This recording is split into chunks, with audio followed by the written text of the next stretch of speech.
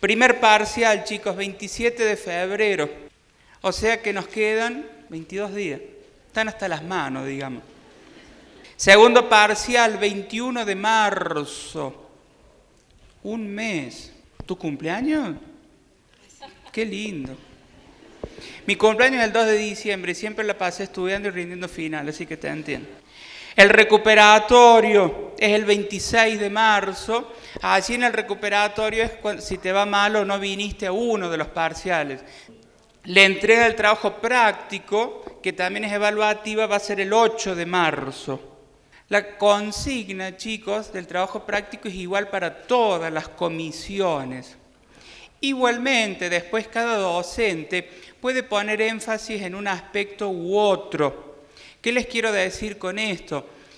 Que no se anden comparando con otra comisión, ¿se entiende? Porque por allí, si bien la consigna es la misma, los criterios de corrección son los mismos, por allí los docentes le damos un tinte más para un lado o para el otro. ¿Sí? ¿Está bien? Recuerden que las instancias evaluativas son 3 en total, los 2 parciales más el trabajo práctico evaluativo. Los parciales son individuales, múltiple opción, por lo general hacemos 25 preguntas, y el práctico es grupal, donde tienen que hacer un ensayo.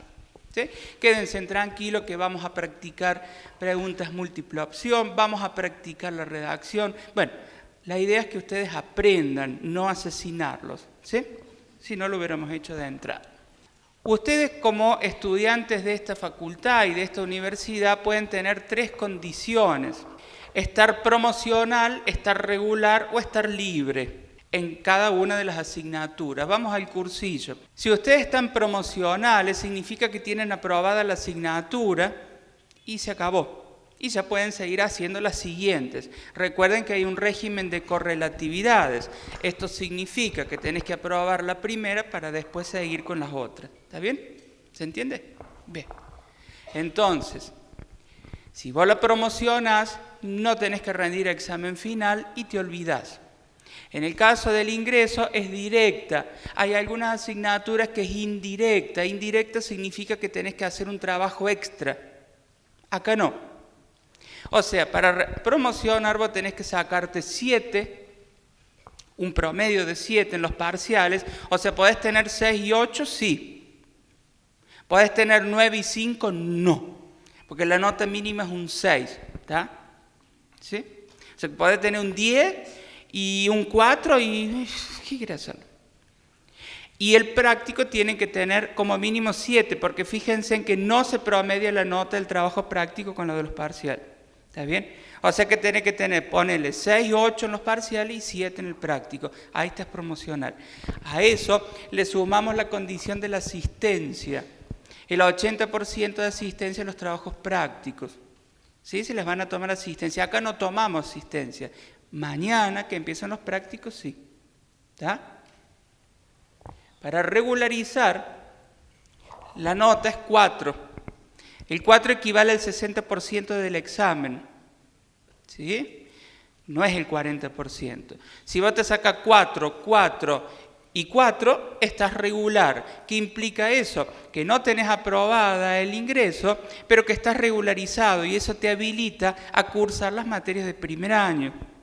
Pero vas a tener que rendir un examen final, el cual tenés 3 años para rendirlo. ¿Está bien? El examen final en realidad son los 2 parciales juntos, chicos, no es ningún cuco. ¿Está bien? También para regularizar tienen que tener un porcentaje de asistencia que no me lo acuerdo. Creo que es el 60%, algo así. ¿80? ¿Qué sabés vos? ¿De dónde sabés? Bueno, ponele el 80, lo dijo él, ¿eh? No sé, qué sé yo, 60, 80, por ahí. Va. Y libres son libres, como los pájaros vuelan por las montañas y qué sé yo y qué sé cuánto. A ver, ¿por qué son libres? ¿Porque no vinieron nunca o porque les fue mal en todos los exámenes? ¿Se entiende? Ustedes saben que yo ya les dije ayer que esto no es eliminatorio, no tiene cupo y que en el primer cuatrimestre lo damos de nuevo y en el segundo cuatrimestre lo damos de nuevo, o sea que tienen muchas posibilidades. ¿Sí? No desesperen que nadie va a quedar afuera. No es esa la idea. ¿Está bien? ¿Se entiende, chicos? Si les va mal en un parcial o en el práctico, tienen la posibilidad de recuperarlo. Si no vienen nunca, no pueden recuperar las faltas, chicos. No es que me quedo más horas, no. Tienen que venir sí o sí. ¿Está claro más o menos, claro, esto? Bueno, ya les dije, la evaluación son 2 parciales, múltiple opción, 25 preguntas, lo vamos a practicar antes. El 4 equivale al 60%. Ustedes van a aspirar al 10, por supuesto. Después la realidad dirá que, bueno, tendrán un 2, pero bueno, uno aspira. Después verá qué pasa. Y el práctico, que ya les dije que es grupal. En ambos casos tienen la posibilidad de recuperar 1. El práctico lo pueden recuperar. Parcial, si te fue mal en los 2, están hasta las manos. Están libres, ¿sí? Bien, cambios de comisión, eso está claro, chicos. Mañana comienzan los prácticos en el aula y docente asignado de acuerdo al listado. Si tenés que cambiar fundamentalmente el turno mañana, que es el más complicado por la cantidad de gente, dijimos que tienen tiempo hasta la semana que viene de llevar un certificado de trabajo, de domicilio, o si trabajás en negro, bueno, es lo que hay. Y mañana van directamente a la comisión donde van a ir a asistir. Le dicen al docente y ya está. Si son de la mañana y se quieren ir a la tarde o a la noche, bienvenidos sean porque siempre hay menos gente en esos horarios. Ella me pregunta que si suponete tenés en el primero tenés un hermoso 10 y en el segundo tenés un 5, no estás promocional. ¿Está bien? Y en el práctico tenés un 7. ¿Podés recuperar el 5 para llegar a un 6 y así promocionar? Sí podés, pero ojo al piojo, que si te sacas un 3, esa nota reemplaza la anterior y quedas libre como el cóndor andino. Si es que está libre, qué sé yo. ¿Se entiende? Tené cuidado porque eso reemplaza. Por lo general, si te sacaste un 5, no te vas a sacar un 3. Pero hubo casos y entonces las lágrimas fueron grandes. La gente de AT, recuerden que hay una única comisión para dictar esa carrera, ¿sí? Porque lamentablemente no hay docentes para esa carrera. Entonces todos los chicos de AT van a ir mañana al aula G con Gabriel Goicolea. Ya dijimos que si alguno tiene que cambiar a la tarde o a la noche, lo puede hacer, pero no va a haber los contenidos específicos de AT, chicos, porque no hay docente. ¿Está bien? ¿Está claro, gente de AT? ¿Sí? Bien. Acá la compañera dice que ayer alguien mencionó la posibilidad que si alguien tiene familiar a cargo o trabajador o es trabajador, se acerca a la SAE y le dan un carnet de con un familiar a cargo o alumno trabajador. Yo no sé si ya se lo darán o es a partir del inicio de clase. Sinceramente eso no lo sé. Pero aquí en el ingreso, chicos, no tienen problema porque de hecho ustedes ven que permitimos los cambios sin problema. Sí, para las asignaturas de primer año, que la cosa se empieza a poner un poco más estricta, con ese carnet los docentes tenemos más flexibilidad porque nos obligan básicamente. ¿Sí? Yo no tengo problema, chicos, lo que quiero es que ustedes estudien, de tal manera que no voy a tener problema, pero sí ténganlo en cuenta, pero me parece que eso empieza a partir del inicio de clase. La profe Moretti, recuerden que tomó licencia y va a ser reemplazada por la docente Balazuk, en la misma aula, en el mismo horario. Lo único que cambia es la docente porque, bueno, debió pedir licencia en el medio. Si vos, la compañera me pregunta la gente de AT, si tienen que hacer los mismos prácticos y teóricos que de SICOP. Si vos cursás con Goicolea, el práctico es distinto, es otra consigna y son otros los textos. Los teóricos, lamentablemente, sí, son los mismos. A las 2 de la tarde los teóricos son ahora a las 9, a las 2 y a las 6 de la tarde. Les recomiendo enormemente que vengan a las 2 o a las 6. Ayer ustedes vieron lo que era esto a la mañana. A la tarde y a la noche sobraban lugares. Ayer, imagínense en las clases teóricas. En los teóricos a la noche terminamos un grupito acá. A la tarde es el mismo teórico, incluso para la gente de AT. Entonces, si pueden venir a las 2 o a las 6 de la tarde, mucho mejor porque va a haber espacio de sobra. ¿Sí? Va a haber espacio de sobra, créanme que pasa todos los años lo mismo. Empecemos. ¿Qué estamos haciendo acá? ¿Por qué estudian psicología? ¿Por qué estudias psicología? ¿Por qué estudias psicología? ¿O viniste al ingreso de ciencias químicas? Para conocer la conducta humana. Espera sentado, tranquila. ¿Vos para qué estudias psicología? Porque hacer la carrera me gustaron las materias de psicología. ¿Qué carrera hacías? Comunicación social. ¿Y entonces para qué haces psicología? Porque tuve materia de psicología y me dejó gustar. ¿Te gustó psicología? ¿Vos? Porque siempre me gustó, me llamó la atención. La psicología, chicos, es tan amplia que lo vamos acá. Está bien que me respondan estas cosas, quédense tranquilos, está bien. Nadie me podría decir porque quiero ver la estructura del aparato psíquico, porque qué sé yo, están acá para aprender. El tema es cómo lo vamos a hacer y hacia dónde vamos. Bueno, ayer hablaban de viaje. Efectivamente esto es un viaje que esperemos que lo finalicen. Les cuento que ustedes con la gente de AT casi que llegamos a los 4.000 ingresantes y por año egresan un poco más de 500. O sea, en el medio se pierde mucha gente, entonces algo evidentemente está pasando. Algo desde el lugar nuestro, estamos haciendo algo mal, evidentemente, algo está pasando con ustedes, no lo sé. Pero evidentemente es un camino que no es fácil. Yo por ahí pregunto y me dicen estudio psicología porque es fácil. No crean que es fácil. Hay que leer mucho, hay que entender la mente humana, la conducta o lo que fuese. Y la verdad que no es fácil, pero créanme que lo que no tiene de fácil lo tiene de lindo. Así que bueno, tratemos de iniciar este camino. ¿Qué es la psicología? ¿Qué hace un psicólogo? A ver, ¿qué hace un psicólogo? ¿Qué? Analiza a la persona. Observa, ¿qué? ¿Qué observa? A la persona, y yo ahí la estoy observando. Soy psicólogo, pero cualquiera la puede observar. Cállate. ¿Qué? No, vos no. Sí, ¿qué? Te hace descubrir algo que vos no lo sabés, pero vos, o en el otro. Está bien. Le hace entender algo a otro que no se da cuenta. ¿Quién es el que gritó ahí tan desubicadamente? ¿Qué dijo comportamiento? ¿Vos? Bueno, ¿y? Observa el comportamiento. ¿Y cómo observas el comportamiento? Sí. Muy bien. Está muy bien.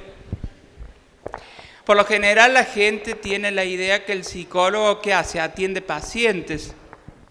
De hecho, todo lo que estoy escuchando apunta a eso. ¿Y un psicólogo puede trabajar en la cárcel? ¿Y qué hace en la cárcel? Además de que puede estar preso. Y sí, nadie lo puede negar. ¿Qué hace un psicólogo en la cárcel? ¿Qué? ¿Actúa? Nos ayuda. No se olviden también de lo que es la víctima, ¿sí? El victimario, la víctima. El psicólogo puede trabajar en una escuela, puede trabajar en una empresa, puede trabajar en el barrio. Digo, el psicólogo no es la idea clásica que tenemos que es el diván y atiende el paciente. Es más, vamos a ver que la universidad, que hoy empezamos con esa unidad, el psicólogo, la universidad tiene como misión también generar conocimiento, por lo tanto los psicólogos investigan también. Digo, nos vayamos sacando la idea del psicólogo tirado o el paciente tirado en el diván. Entonces estudiamos la mente, la conducta, las relaciones sociales, el cerebro, el humano, el ambiente, el inconsciente, la conciencia. Y tenemos que hacer todo eso y no. Pero ¿saben qué nos está mostrando eso? Eso nos está mostrando que en psicología, como en la mayoría de las ciencias, hay distintas posturas. Entonces ustedes habrán escuchado las distintas escuelas de la psicología. ¿Qué escuelas recuerdan? La Gestalt, psicoanálisis, el conductismo, cognitiva, la sistémica. Bueno, Cada una de esas escuelas va a tener, por así decirlo, su objeto de estudio. Y vamos a ver al finalizar ya el ingreso, como dice el texto de Marino, cómo cada escuela lucha por imponer su objeto de estudio. Y ahí tenemos peleas discursivas, por supuesto, en el sentido de decir que los psicoanalistas van a decir que lo único o casi lo único válido para estudiar es tal cosa y los cognitivos van a decir que en realidad es lo otro. Esto nos está poniendo frente a una cuestión que deberemos adoptar ustedes, futuros profesionales, ya cuando estén terminando, porque ustedes van a ir adoptando una posición y yo voy a ser más psicoanalista, yo voy a ser más gestáltico, más sistémico. Por supuesto, eso va a ir de acuerdo a sus intereses, pero quédense tranquilos que en realidad no van a estudiar todo eso, porque ustedes van a ir tomando distintas posturas. La universidad vamos a ver hoy que tiene 3 misiones básicas. Una es esta, la que estoy haciendo yo, transmitir el conocimiento, si es que transmito algo. Pero la docencia. La otra va a ser la investigación, generar conocimiento. Y el psicólogo, por supuesto, debe investigar. Y la última misión de la universidad va a ser la extensión. ¿Qué es la extensión? Ir a la sociedad. Sería en vano que yo investigue, la conducta o el comportamiento de una persona que delinque si yo no puedo aplicar, por ejemplo, no sé, se me ocurre, digo cualquier cosa, un programa de prevención en X barrio de Córdoba. ¿Se entiende? Debemos llevar ese conocimiento para resolver los problemas de la sociedad, porque si no, vivimos enfrascados en un mundo que no existe. Y de hecho ustedes recuerden que esta universidad pública que ustedes no tienen que pagar, esta universidad está sostenida justamente por el pueblo, de tal manera que más allá de eso, el conocimiento debe llegar a ese pueblo. Y acá están las áreas. Vamos a ver que las áreas reconocidas por ley, hay una ley que las reconoce, son esas 6. Educacional, sanitaria, clínica, laboral, social y jurídica. Ya la semana que viene vamos a empezar a ver una por una. Pero también vamos a ver lo que se llaman áreas emergentes. La psicología del deporte, de las catástrofes, la psicología económica, psicología forense, quien vos dijiste, ahí se mezcla un poquito con la jurídica, ya vamos a ver. La psicología política, ¿sí? Hay muchas áreas de emergente. Y ustedes de hecho tienen un texto donde se mencionan solo algunas de ellas.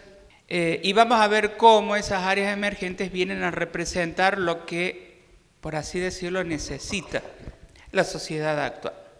Bien, ese es el recorrido que vamos a hacer en este ingreso, chicos. El objetivo del ingreso básicamente no es que ustedes sepan todo lo relacionado al ingreso, sino básicamente que apenas una introducción a esos conceptos básicos.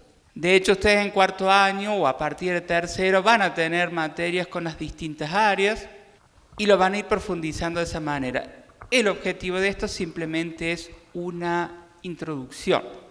De tal manera que ahora les propongo que trabajemos el texto de Martí Arena. ¿De qué habla el texto de Martí Arena? ¿Cómo se llama el autor? A ver si lo leyeron. ¿Viste? Nadie sabe cómo se llama. El nombre es el Martí Arena. Néstor. La clase que viene, chicos, vamos a trabajar el texto de Godoy y Brusino, el texto de Giorgi y de Sherman. El texto de Martí Arena, esta semanita vamos a dar la unidad número 1. Es la más aburrida, por así decirlo. Pero ya van a ver después la importancia que tiene esta unidad. El texto de Martí Arena es un texto histórico, básicamente, y que al final agrega todo lo relacionado con las reglas universitarias. Bien, empecemos. El texto nos plantea algunas cuestiones acerca del origen de la universidad. Un paréntesis. Yo siempre para armar las clases suelo agregar datos que no están en los textos. Entonces, cuidado chicos, estudien siempre del manual, porque las preguntas están hechas del manual, ¿sí? No estudien del PowerPoint, porque lo que va a pasar es que van a estudiar cosas que yo agrego y no están en el texto, ¿sí? Y después a llorar, ya saben, al campito. Hay que entender el origen de la universidad, chicos, como una institución que ha respondido a necesidades sociales. De hecho, yo ya les dije recién que la misión de la universidad, o las misiones de la universidad son 3, y entre esas 3 decíamos la extensión. Básicamente, a lo largo de la historia, la universidad ha ido satisfaciendo necesidades de la sociedad en la cual estaba inserta. Necesidad de conocimiento, porque el conocimiento trae soluciones. A veces, cierto, trae problemas, lo sabemos, pero bueno. Entonces, fíjense en que el origen de la universidad se remota allá por la Edad Media, pero el origen de la universidad o la historia de la universidad no podemos plantearla en función de esto que se decía, o por así decirlo. La universidad desde sus inicios no generaba conocimiento, sino que simplemente se limitaba a transmitir. Recuerden las 3 misiones que yo les dije, ¿sí? En el principio, la universidad lo único que hacía era una de ellas, docencia, transmitir conocimiento que ya estaba. Por lo tanto, bueno, fíjense en que hay el grupo de personas rodeados alrededor de un maestro, qué sé yo, qué sé cuánto, va. En cualquier caso, no es que había ni docentes, no es que había nadie, sino que básicamente eran gente que le ponía onda, por así decirlo, y quería transmitir el conocimiento que sabía a otros. ¿Sí? No es que había la institución y qué sé yo, qué sé cuánto. Pero fíjense en que ya había una necesidad de conocimiento. Y ese conocimiento, en principio, eran formados o eran transmitidos por algunos maestros que se decía. Pero claro, fíjense en que el conocimiento no era solamente saber que el cielo era celeste, sino que yo quería saber que el cielo era celeste para poder tener una profesión. Se necesitaban profesiones, ¿se entiende? Profesiones para justamente ir satisfaciendo las necesidades de la sociedad en la cual esa gente estaba inserta. Por lo tanto, el origen de la universidad surge por esta necesidad de transmitir un conocimiento para formar profesionales. ¿Sí? Que obviamente esos profesionales, ¿qué iban a hacer? Iban a aplicar ese saber para resolver una necesidad social. ¿Se entiende? En este marco de necesidad de nuevas profesiones para satisfacer necesidades, hay un florecimiento justamente de esas profesiones. Hay otra característica que marca el inicio de las universidades, y es que siempre cuando hablemos de historia tenemos que situarnos en esa época, y en esa época había básicamente 2 grandes poderes. Estamos hablando de Europa, claro está, no estamos hablando ni de Argentina, ni de América, ni de nada que se le parezca, estamos hablando de Europa. Y en esa Europa básicamente había 2 poderes. Uno era lo que era la Iglesia Católica y otro era el rey, el monarca, ¿sí? Y la característica fundamental que atravesó a estos inicios de la universidad es que justamente como ambos, ya sea la Iglesia, el Papa y el Estado, como ambos necesitaban nuevos profesionales, ¿me siguen? No la jodían tanto a esos que transmitían conocimiento. Por eso dice, escaparon de la tutela. Básicamente trataron de no joderlos tanto, que fueran relativamente autónomos. Palabra clave fundamental para lo que viene después que hagamos un mini recreíto, que es la autonomía de las universidades. A ver, en realidad no eran sumamente autónomas, pero tenían un cierto grado de autonomía porque a ambos les convenía. El Papa no se metía tanto, el Estado no se metía tanto, porque a los dos les convenía, todos amigos y Así surgieron las primeras universidades y ahí las tienen: Bolonia, París, Siena, Roma, Salamanca. Obviamente, insisto, estamos hablando de Europa. De hecho, la primera universidad se funda ¿dónde y en qué año? A ver si lo leyeron. Bueno, eso no va a ir en el parcial, así que lo aprendieron al pedo. Bien, efectivamente, esta cuestión de que a todos les convenía, entonces, bueno, en cierta manera trajo una cierta autonomía para estas primeras universidades. Efectivamente, como todos dijeron, en el 1088 en Bolonia surge la primera universidad. A ver, insisto, esa primera universidad no es que surgió de la nada misma. Se entiende que hubo todo un desarrollo previo con esta cuestión de puja entre el Papa y el Estado. Y bueno, y eso justamente fue lo que permitió que formalmente en el año 1088 surgiera la primera universidad. Claro que allí hay otra cuestión, o lo que tiene que ver con las historias, nos dice que había un enfrentamiento con el papado y los gobiernos, ¿sí? Básicamente el imperio romano, y se disputaban lo que decíamos recién. A ver, ¿qué necesitaba el papado? Y el papado necesitaba mentes instruidas que difundieran su mensaje. ¿Y qué necesitaba el imperio? Y mentes instruidas que sostuvieran ese imperio, fuerza laboral básicamente. ¿Quién les proporcionaban esas mentes instruidas? Bueno, esas primeras universidades. Entonces había una disputa, no es que estaba todo bien. Había una disputa por esas mentes instruidas que permitían que el legado de la Iglesia y sostener el imperio fuera posible.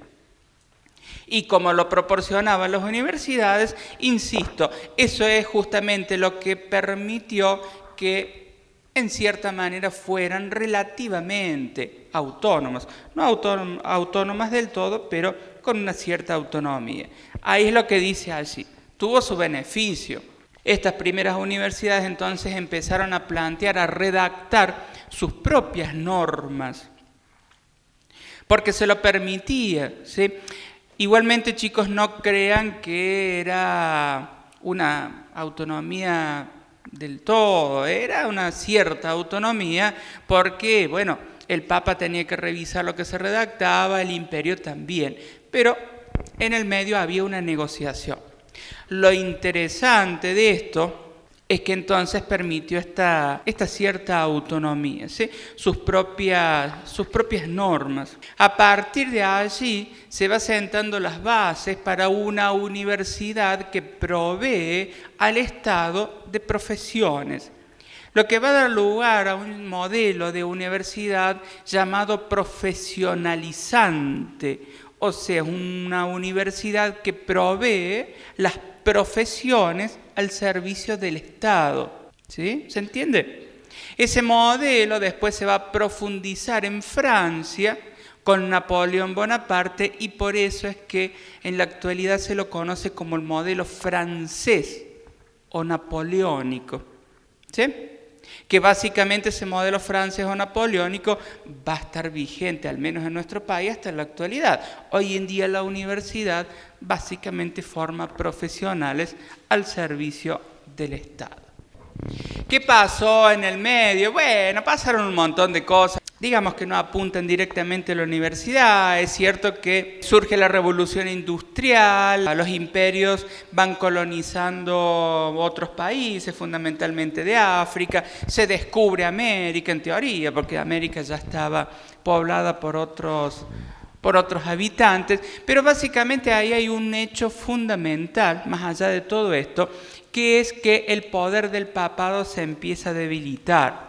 Pero no solamente el poder del papado, sino también lo que tuvo que ver con el poder del imperio sacro romano. Entonces se acuerdan que estaban peleando los dos, pero los dos paradójicamente empiezan a debilitarse, por razones distintas, algunas en común, pero básicamente los dos empiezan a debilitarse.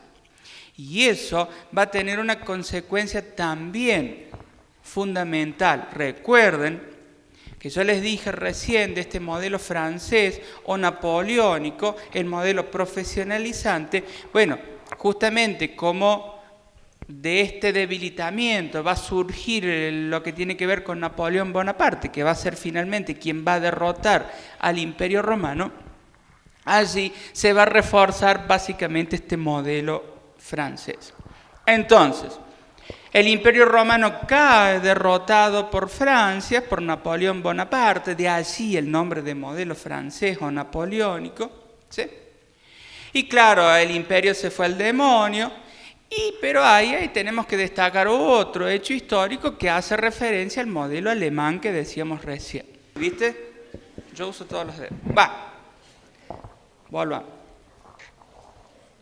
La cuestión entonces que ese imperio sacro-romano, que finalmente es derrotado por Napoleón Bonaparte, no importa qué es lo que pasó en el medio, no importa. Pero sí es cierto que una parte de ese imperio romano, que es lo que es hoy Alemania, digamos que ellos se resistieron un poquito. A ver, no es que se resistieron pegando, golpeando, matando, no, en realidad ellos se resistieron ideológicamente, moralmente, por así decirlo. Y básicamente ellos apostaban, y ojalá lo hiciéramos todos, a la educación. Ellos decían, miren, ¿saben qué? Si queremos salir adelante como nueva nación, como nuevo imperio, va a ser gracias a la educación. Y apostaron fuertemente, más que a la educación, a la investigación. Y quien apostó eso fue ese hombrecito que yo no voy a decir el nombre porque no tengo idea de alemán, pero es Humboldt, vamos a decir que se dice así. Si alguien sabe alemán, bueno, dígalo o qué sé yo. La cuestión que Humboldt, ¿qué?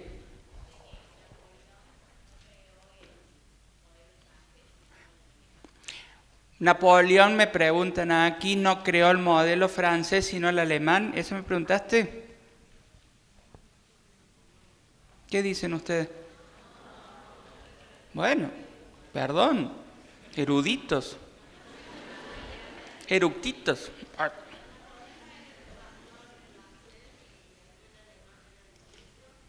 Mira.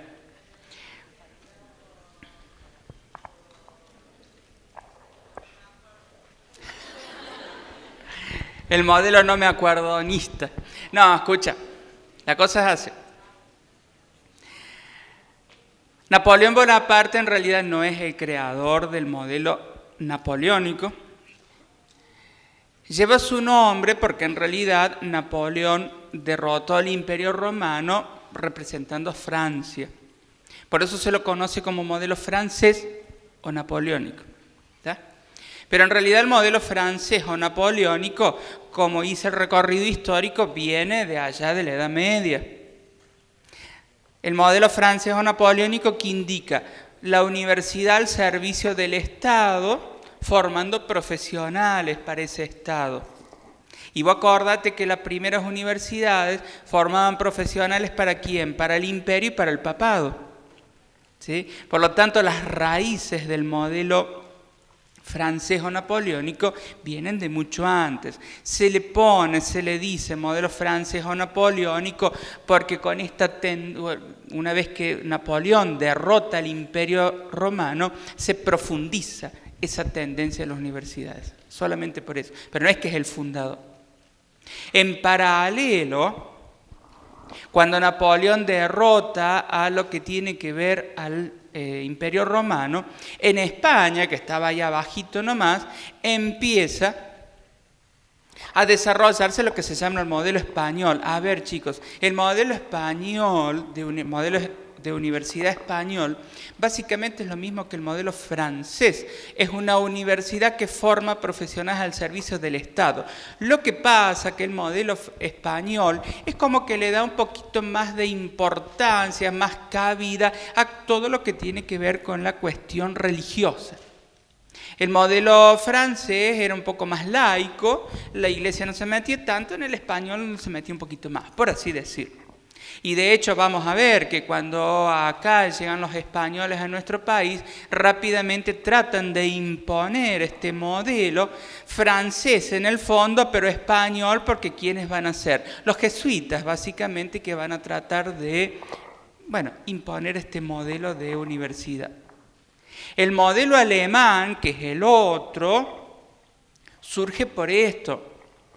Cuando parte del Imperio Romano se rompe en pedazos y la parte que es hoy Alemania tiene este hombrecito que es Humboldt, este hombrecito que dice, mire, don Napoleón, nosotros no nos vamos a rendir moralmente y vamos a apostar a la investigación. Nosotros queremos que la universidad no solamente transmita conocimiento, sino que básicamente investigue, genere nuevo conocimiento. No importa, chicos, esos nombres que no tengo la más mínima idea de cómo se pronuncia. Lo que ustedes deben entender, que el modelo alemán es distinto en el sentido que forma profesionales al servicio del Estado también, pero fundamentalmente el objetivo central apunta no a transmitir, sino a generar conocimiento. Primero genero, luego lo transmito para formar el profesional que necesita el Estado. ¿Se entiende, chicos? Un pasito más adelante. Vos tenés 3 modelos de universidad, ¿sí? El modelo francés, modelo español y modelo alemán. Básicamente los 3 forman profesionales al servicio del Estado. La universidad debe transmitir conocimiento y formar un profesional que sirva al Estado. Idea que viene siendo cultivada desde la Edad Media. ¿Sí? Bien. El modelo francés lleva su nombre a partir que Napoleón Bonaparte derrota al Imperio Romano, ¿sí? Y por eso se lo llama modelo francés o napoleónico. El objetivo, ¿cuál es? Transmitir un conocimiento, yo te formo como psicólogo y anda, atende paciente. ¿Sí?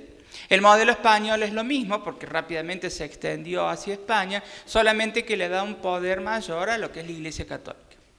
¿Sí? El modelo alemán surge con este hombrecito Humboldt. ¿Por qué surge? El Imperio Romano era grande en Europa. Tenía varios países de los que conocemos hoy, ¿sí? Una de esas partes, cuando se rompió el imperio y fue derrotado por Napoleón, es lo que hoy conocemos como Alemania, ¿sí? Ellos definitivamente dijeron, está bien, Napoleón, ganaste, haz lo tuyo. Pero como finalmente Alemania se independizó, dijeron, señores, a este país lo sacamos no transmitiendo conocimiento para formar profesionales. Lo hagamos eso, pero antes generemos el conocimiento. Por eso el modelo alemán o humboldtiano pone el énfasis en la investigación. Y como bien dice acá la compañera, que la perdí, ahí estás. No es que no transmite conocimiento para formar profesionales, sino que apunta a generar ese conocimiento y apunta a que más que haya miles de profesiones, también haya investigación para generar conocimiento. Entonces la diferencia, son sutiles las diferencias. Los 3 forman profesionales al servicio del Estado. Nada más que el español y el francés solamente transmiten el conocimiento. El alemán se supone que lo transmite, pero genera ese conocimiento. Los otros transmiten conocimiento que ya está. ¿Se entiende? Vamos a lo que pasó en la Argentina. ¿Y en la Argentina qué pasó? Bueno, vamos a suponer que América fue descubierta en 1492 por Colón y toda esa cosa que nos han dicho. Pero sí es cierto que a partir de ese hecho histórico de la llegada de los españoles, nuestro país, primero era una colonia, ustedes saben, hasta que se logra la independencia.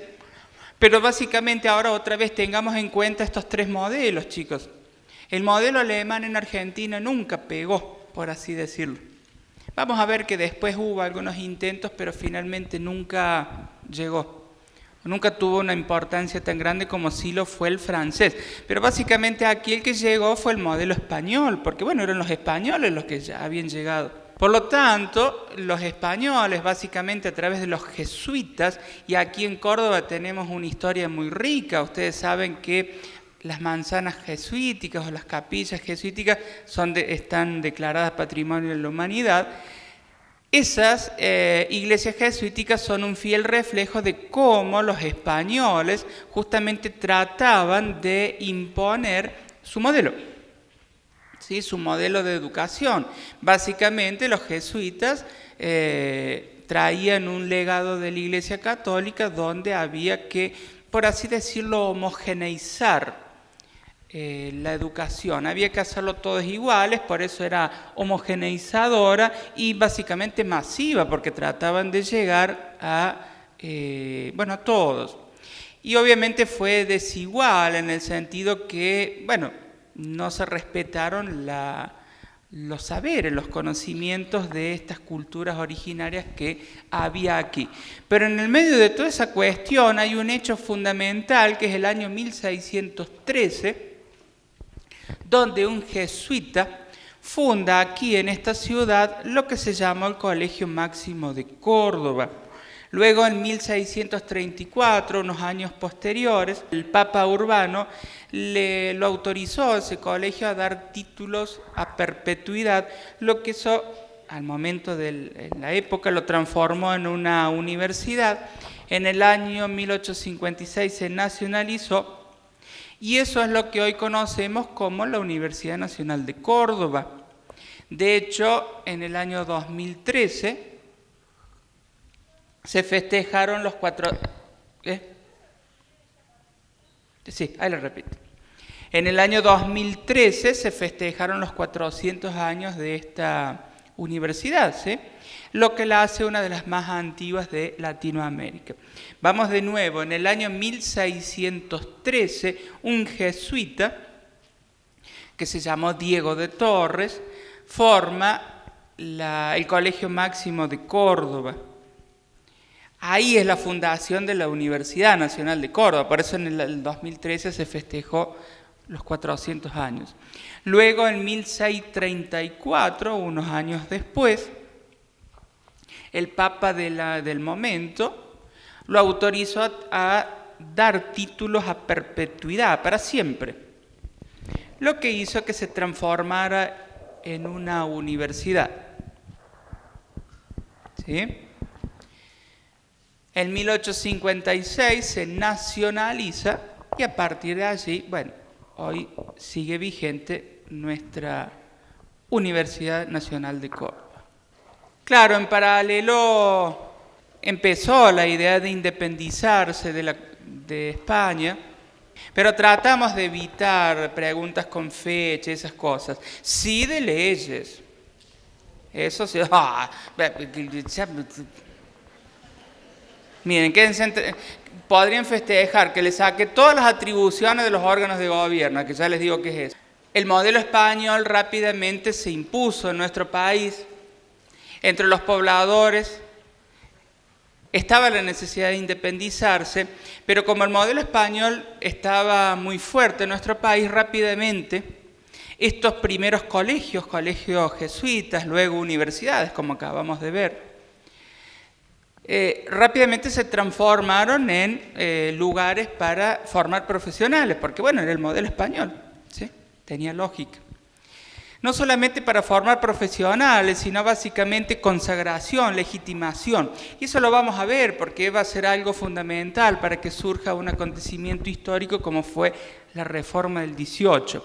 Entonces, el modelo español rápidamente se impuso, ¿sí? Y la universidad se transformó en un lugar no solamente para formar profesionales, sino justamente para legitimar. Básicamente, si vos querías ser importante, tenías que ir a la universidad. Chicos, esto por ahí también uno lo escucha ahora. O díganme si no les pasó, papi, mami, voy a ser psicólogo. ¿Qué? ¿No les dijeron? ¿Cómo no ibas a ser médico, contador? ¿No les pasó eso? ¿No? Bueno. A mí casi me mata. Pero qué sé yo. En cualquier caso, hay algunos hechos históricos en el medio de esta cuestión que por supuesto tiene que ver con la independencia, pero luego de lograda la independencia, fíjense en que hay un hombre que hay que destacar y es Avellaneda. Avellaneda tuvo un largo recorrido en la política argentina, fue presidente, fue senador, bueno, pero más allá de todas esas cuestiones, tuvo varias contribuciones que hacen a lo que es la educación, en general y en particular a la educación superior. Entonces fíjense en que una vez que se logra la independencia, se crea la Ley de Educación Primaria. La Ley de Educación Primaria establecía que era obligatoria la escuela primaria. Hoy sabemos que es obligatoria también la escuela secundaria, ¿sí? Pero así en esa época surge. La Ley 1420 de Educación Común, laica, ¿saben lo que significa laica? ¿Sí? Que no tengan ninguna cuestión religiosa, gratuita y obligatoria, y en particular para lo que tiene que ver con las universidades hay una ley que es muy importante, y ya lo vamos a ver por qué, que es la ley 1597. ¿Anotaste? Bueno. ¡Oh! ¿Qué quieren ver ahí? Recuerden entonces a Avellaneda, chicos, no solamente él, por supuesto, pero fue un impulsor de distintas leyes que afectaban a la educación en general y en particular la ley 1597 a la educación superior. La ley universitaria va a ser los antecedentes para esta ley 1597 que ahora te la explico, porque nada más que cuando cambié me comieron crudo y por eso no lo pude explicar. Mira, la ley 1597 o ley Avellaneda sienta las bases para lo que son los órganos de gobierno de las universidades. Por eso se la llamó la ley universitaria también. Y fíjense en lo que planteaba. 1. Fundamental el concepto de autonomía. Principio de autonomía de la universidad. ¿Frente a quién? Básicamente frente al Estado. Obviamente, chicos, al ser una universidad pública que depende del Estado, dependemos del Estado, claro está. Los fondos no surgen de la nada.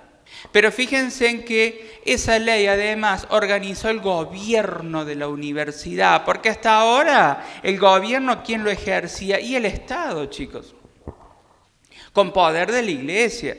Por eso ahí entra esa palabrita laica. Entonces surgen los conceptos que ya los vamos a ver ahora después, tranqui. Asamblea, rector, consejo superior, facultades, bla, bla, bla. Ya lo vamos a ver ahora. Y ahí hay otra palabrita clave que son los estatutos. Los estatutos, chicos, vendría a ser como la constitución para nuestro país. En los estatutos se listan todos los derechos y obligaciones de todos los que habitamos esta universidad. Y fíjense en que si bien esta ley es fundamental porque reconoce la autonomía, claro, la designación y destitución, o sea, si había que echar a los docentes, dependía del Estado. Por lo tanto, la autonomía, bueno, se iba un poquito mucho. Pero bueno, fue un gran avance esta ley, porque hasta el momento, básicamente, quien gobernaba la universidad era el Estado y el Estado decidía todo. Aquí ya se le daba una cierta autonomía, en el sentido que por lo menos podía dictar sus propias normas. Por eso la ley Avellaneda es fundamental para entender un poco la dinámica de la historia de las universidades argentinas. Claro, es cierto que la ley Avellaneda fue un antecedente fundamental porque le empezaba a dar autonomía a las universidades, podían crear sus estatutos, el gobierno, etcétera, etcétera, pero básicamente la ley fue de difícil aplicación. Ustedes saben que una cosa es la ley, la teoría, y otra cosa es la práctica. No fue tan fácil aplicarlo, básicamente, chicos, por los intereses, obviamente, y como casi siempre pasa. Por lo tanto, la universidad hasta ese momento, las que ya estaban fundadas, los colegios jesuitas, básicamente está bien, formaban profesionales, pero cada vez se volvían más elitistas, en el sentido que poca gente entraba, y si vos entrabas es porque tenías un conocido o así sucesivamente. De tal manera que entrar a la universidad era un espacio de consagración. Si vos entrabas, vos eras importante, y si no, y bueno. Entonces, todo esto fue acumulando, por así decirlo, como una olla a presión. Y es esa olla a presión que finalmente explota con la reforma del 18. Los reformistas del 18 plantean el inicio de su protesta con el manifiesto liminal. Ahora lo ven. ¿Sí? Se entiende que sale después. El poder de la Iglesia Católica, por el modelo español, ya lo dijimos, era muy grande. El Estado necesitaba la universidad porque necesitaba no solamente nuevas profesiones, sino que también necesitaba consolidar el Estado. Recuerden que éramos muy jóvenes en esa época, lo seguimos siendo, pero se tenía que consolidar el Estado. Por lo tanto, la universidad, como decíamos, básicamente era un lugar de consagración. Es allí que surge la famosa reforma de 1918 y surge en esta ciudad de Córdoba. Y ahora vamos a ver un videíto que nos va a explicar un poquito y después lo vamos a seguir explicando nosotros. Bien, veamos el videíto. La reforma universitaria fue un acontecimiento de trascendencia nacional y latinoamericana que sobrepasó los límites del ámbito universitario. Consagró principios que sellaron el futuro de la universidad al destino mismo de su pueblo y de sus instituciones. Este movimiento sacudió las obsoletas estructuras de una universidad sustentada en dogmas y negada a las mayorías. El anhelo transformador de los jóvenes del 18 no se reducía solo a lo académico, identificando a la educación y en particular a la universidad como una herramienta indispensable para el desarrollo de la sociedad. En 1918 había 5 universidades en la República Argentina, 3 nacionales, Córdoba, Buenos Aires y La Plata, y 2 provinciales, Santa Fe y Tucumán. En la Universidad Nacional de Córdoba, los cuerpos directivos no se renovaban jamás. Sus miembros eran vitalicios y ni siquiera el cuerpo docente tenía representación en su conducción. El 15 de junio de 1918, la Asamblea Universitaria debía designar al nuevo rector. Una multitud de estudiantes la interrumpe y desaloja a los asambleístas. La Asamblea de todos los estudiantes de la Universidad de Córdoba decreta la huelga general. Justamente fue en Córdoba en 1918 porque era la Universidad de Córdoba, la más vieja del país, era al mismo tiempo la más cerrada, la más aristocrática, la más aislada de las nuevas realidades que en ese momento se vivían en el mundo y en nuestro país. Las universidades han sido hasta aquí el refugio secular de los mediocres, la renta de los ignorantes, la hospitalización segura de los inválidos y, lo que es peor aún, el lugar en donde todas las formas de tiranizar y de insensibilizar hallaron la cátedra que las dictara. El manifiesto liminar, redactado por Deodoro Roca, expresa el sentimiento de los jóvenes universitarios, conteniendo a su vez los caracteres fundamentales que acompañarán al movimiento reformista. El hecho de que por primera vez en la historia de la humanidad alguien planteara que el centro de la educación debían ser los estudiantes desde el punto de vista de su participación en el diseño de ese mismo sistema educativo, no es poco. Duele mucho que sea tan poco conocido y sobre todo teniendo en cuenta que surgió en nuestro país, en Argentina y en el interior de nuestro país.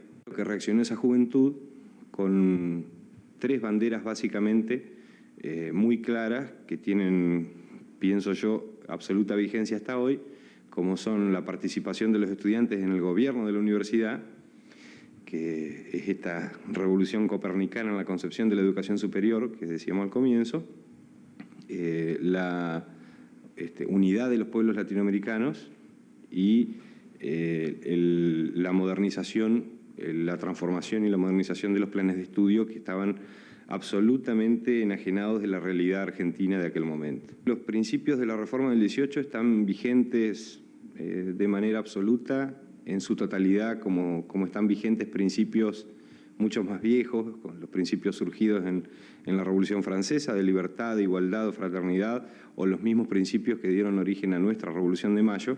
Creo que están absolutamente vigentes los principios. Y creo que no es casualidad que cada tanto, cuando avanzan los sectores conservadores sobre el poder,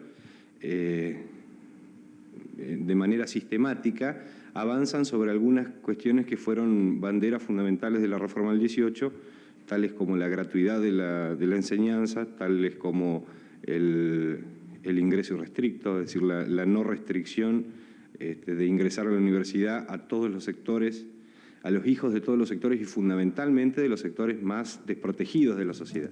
A través del manifiesto, los estudiantes impugnaban con crudeza a docentes y autoridades, pero anclaban en la sociedad los problemas y sus soluciones. La reforma, en lo inmediato, señala Gabriel del Mazo, es una protesta por el estado de atraso espiritual, docente y científico, y por su gobierno oligárquico. Pero la misma solo podrá comprenderse como parte de una transformación más profunda, más amplia. Deodoro Roca, una de las mentes más brillantes de aquel movimiento, decía que la reforma universitaria nunca se completará hasta que no haya una reforma social. Y un poco esto tiene que ver con esto que decíamos de la universidad como isla.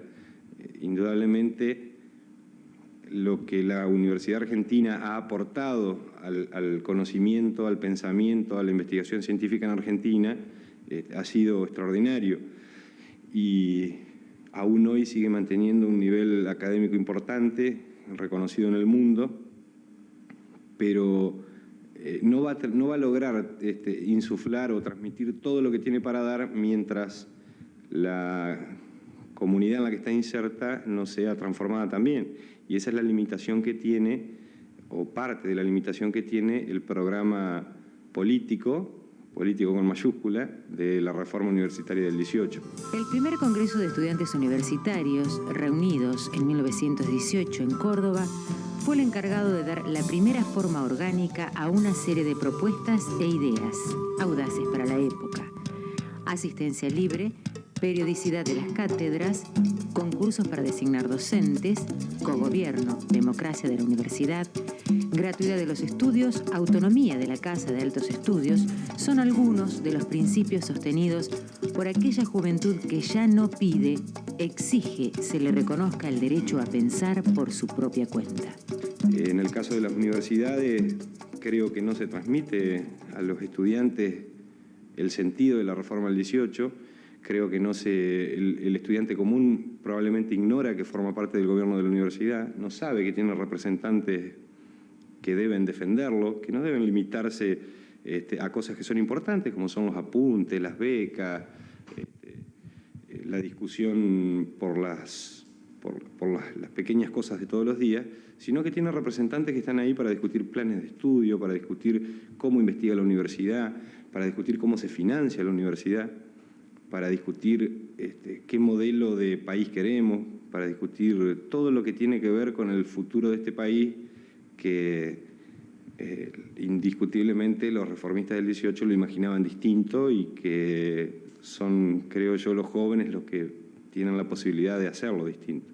Por eso digo que los principios de la reforma del 18 están absolutamente vigentes y que en todo caso lo que hace falta es que los que sienten el fuego de la reforma dentro de su corazón difundan ese ideario y discutan de qué forma se lleva adelante, porque podemos ser razonables o mesurados en las formas, en las medidas que tomamos para llegar a un ideal. Lo que no podemos dejar de ser es audaces en los ideales.